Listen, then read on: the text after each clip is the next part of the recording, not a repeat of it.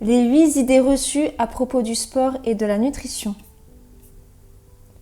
Bonjour à tous, bienvenue dans cette nouvelle vidéo de la méthode STAR. Aujourd'hui, on va essayer de déconstruire les idées reçues sur le sport et la nutrition.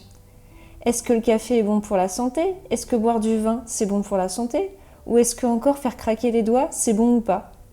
Vous êtes prêts? C'est parti! Donc première question, est-ce que le petit déjeuner est le repas le plus important de la journée? Alors pour répondre à cette question, je vais m'appuyer sur une étude faite aux États-Unis où on a pris 300 personnes qu'on a séparées en deux groupes. Le premier groupe, on leur dit de prendre un petit déjeuner tous les jours. Le deuxième groupe, on leur dit de ne pas prendre un petit déjeuner. Donc on suit ces personnes sur plusieurs années et ce qu'on remarque, c'est qu'il n'y a aucun impact sur la santé. Ouais, les deux, ils vivent autant pareil, la même expérience de vie, aucun impact. Mais ce sont des études.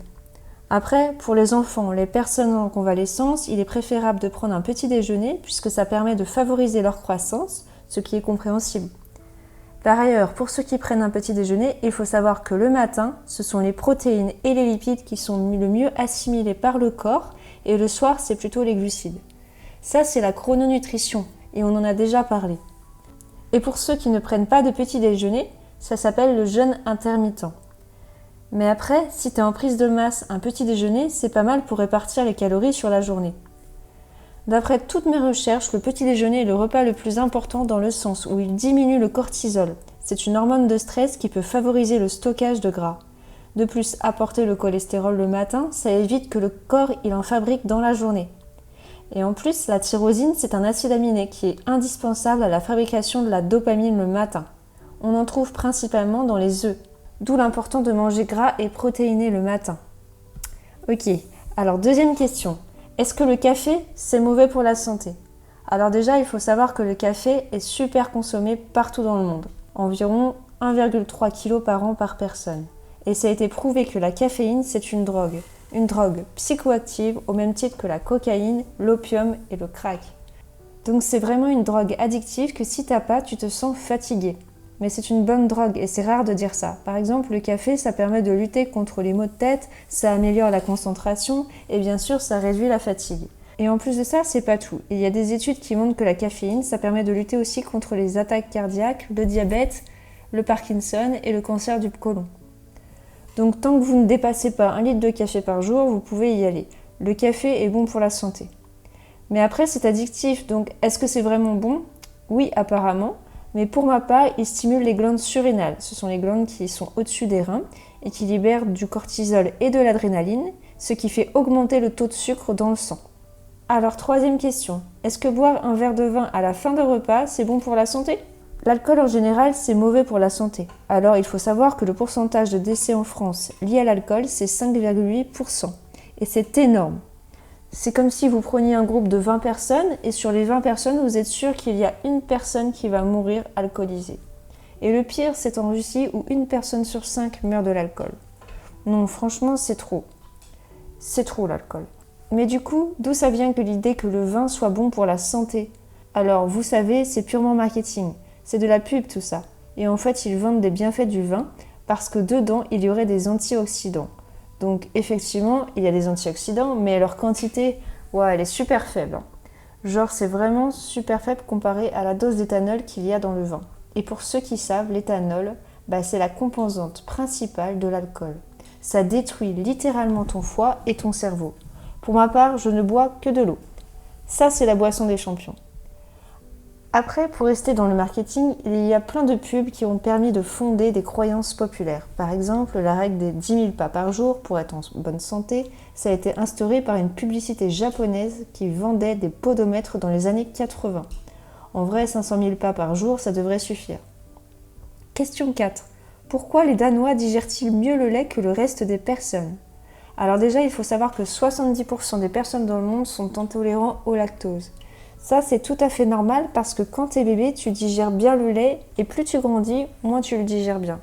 Et pourtant, 96% des Danois arrivent à digérer le lait parfaitement bien, alors que 85% de la population chinoise ne digère pas du tout le lait. Alors comment ça se fait? Il y a les origines biologiques et darwiniennes dedans. Alors l'explication de ça, ce serait qu'au Danemark et dans les pays du Nord, on n'a pas beaucoup de soleil. Là, vous allez me dire, mais c'est quoi le rapport entre le lait et le soleil? Eh bien tout simplement que sans le soleil, le corps il ne produit pas beaucoup de calcium à cause de la vitamine D. Et où on le trouve le calcium? Dans le lait. C'est pour ça que tous les Danois qui étaient aptes à digérer le lait, ils ont pu survivre parce que eux, ils avaient du calcium et donc ils ont transmis leurs gènes à leurs enfants. Petit conseil supplémentaire, les produits fermentés comme le kéfir de lait cru et le fromage affiné au lait cru ne contiennent pas de lactose.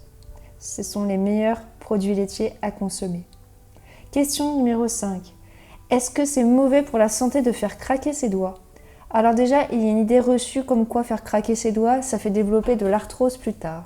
Mais il faut savoir que déjà, les craquements de doigts, ils viennent de bulles entre nos articulations. Et oui, il faut attendre en moyenne 20 minutes avant de pouvoir les faire recraquer. Alors celui qui va répondre à cette question, c'est pas moi, mais c'est Donald Unger. Alors Donald Unger, pendant 50 ans, il a fait craquer que sa main gauche, sa main droite, il n'y touche pas, c'est sacré. Et ce qu'on a remarqué après 50 ans, c'est que ces deux mains, ils étaient exactement identiques. Donc pas de souci à vous faire. Vous pouvez vous faire craquer les doigts à partir du moment où c'est bien dans le sens de l'articulation. Ça c'est le petit conseil de mon côté ostéopathe. Souci pour les faire craquer, mais vraiment bien le faire correctement. Et même les craquements, ça relâcherait une petite dose de dopamine dans votre cerveau, donc c'est pour ça que c'est addictif aussi, donc faut pas en abuser. Alors question 6. Que se passe-t-il si on arrête de dormir? Alors il y a un mec qui s'appelle Randy Gardner. En 1963, il a fait l'expérience de ne plus dormir. Alors il a été suivi de près, et tenez-vous bien, il est resté éveillé pendant 11 jours et 25 minutes. Alors c'est quoi les effets si l'on arrête de dormir concrètement sur une aussi longue période? Au bout du deuxième jour, vous allez souffrir de ce qu'on appelle l'astéréognosie. Et oui, l'astéréognosie, c'est tout simplement la difficulté de ne pas reconnaître les objets au toucher. Ça, déjà, pour en arriver jusque-là, c'est qu'il y a une fatigue extrême. Au bout du 4e jour, il avait des hallucinations et des troubles de la mémoire. Après, vers les derniers jours, il n'arrivait plus du tout à parler. Et en plus de ça, les additions toutes simples en mathématiques, il n'arrivait pas du tout. Donc le sommeil, c'est vraiment quelque chose de nécessaire à ne surtout pas prendre à la légère.